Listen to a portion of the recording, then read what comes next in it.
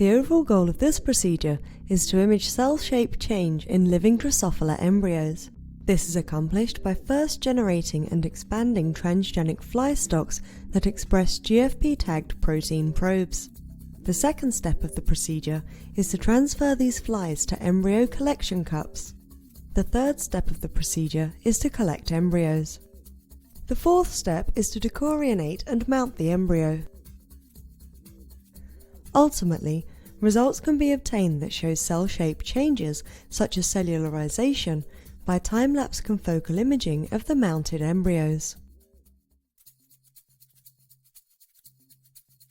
The main advantage of this technique over existing methods such as fixed tissue imaging is that the dynamic aspects of cell shape changes can be captured in the context of living embryos.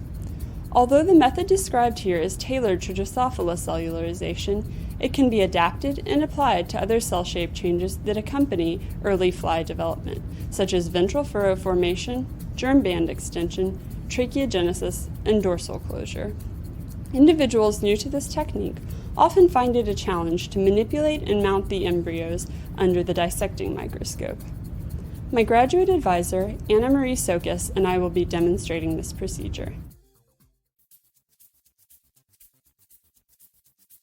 This procedure starts by making a cup for collecting embryos. Using a razor, cut the bottom off of a 100 ml tricorn beaker, making the edge as smooth as possible.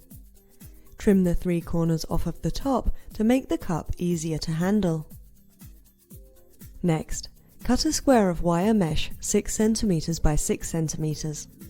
Working in a fume hood, place a piece of heavy-duty